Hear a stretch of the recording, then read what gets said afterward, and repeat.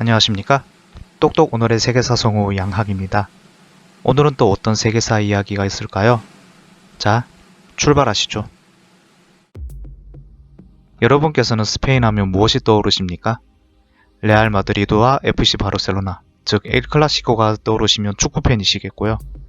가우디의 건축이 떠오르시면 문화인이시겠죠. 또 투우나 플라멩코가 생각나시면 열정이 가득한 분이시리라 생각합니다. 무적함대 펠리페 2세, 이사벨 여왕, 콜럼버스, 프랑코 같은 역사 인물을 떠올리실 수도 있겠고요.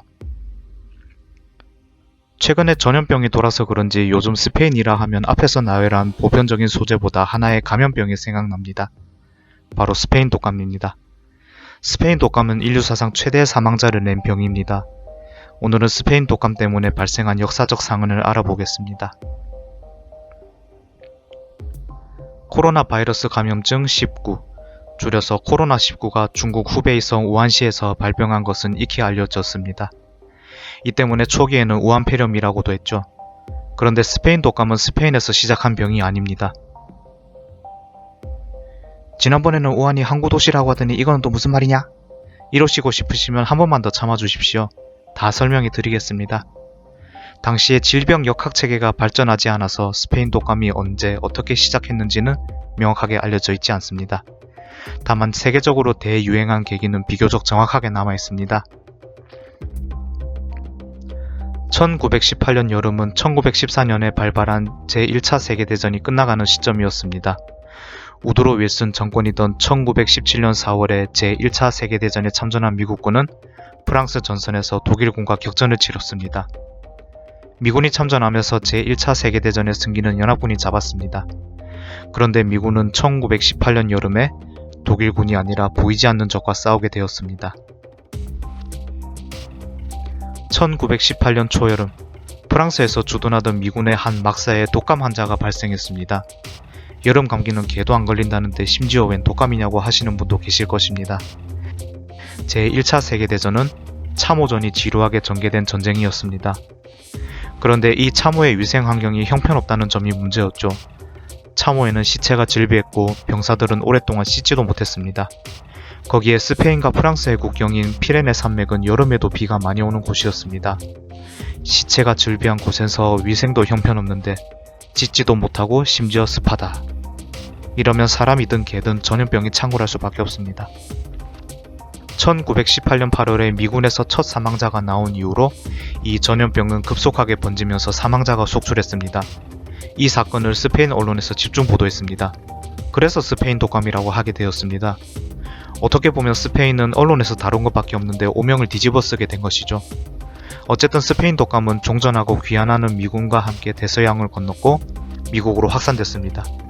1919년에 유행이 끝날 때까지 시카고를 중심으로 미국인 총 50만 명이 사망했습니다. 미국만 이런 시련을 겪은 것이 아니었습니다. 영국에서도 1919년에 15만 명이 죽었습니다. 그리고 유럽에서 시작한 이 전염병은 유라시아 동쪽 끝까지 건너왔습니다. 유라시아 동쪽 끝? 익숙하지 않으세요?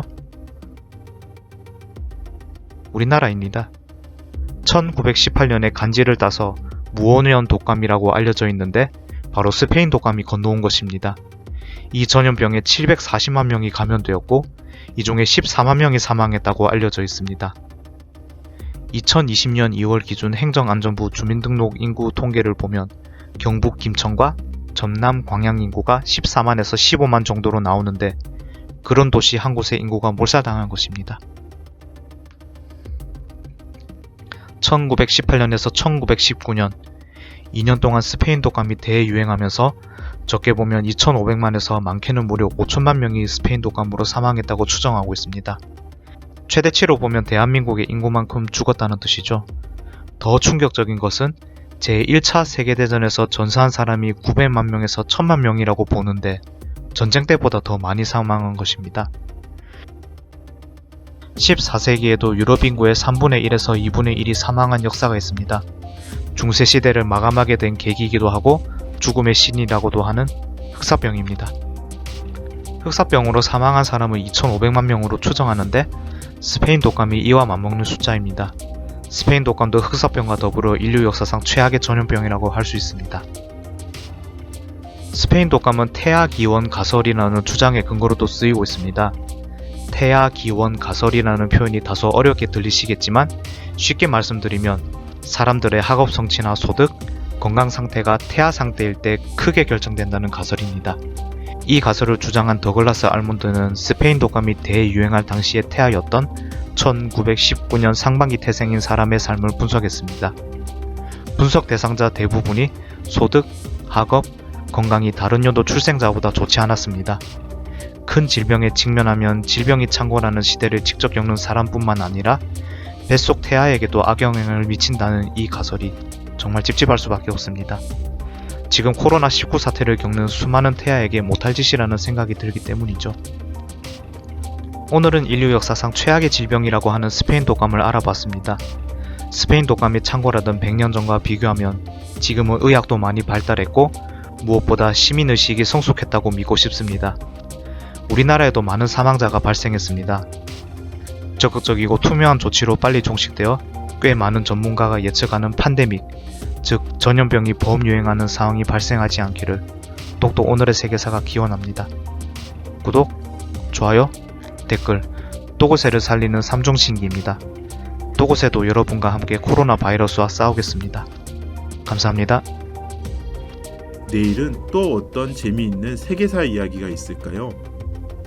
똑똑 오늘의 세계사는 여러분들의 관심으로 만들어집니다. 구독하기 꼭 눌러주시고 댓글 참여 부탁드립니다.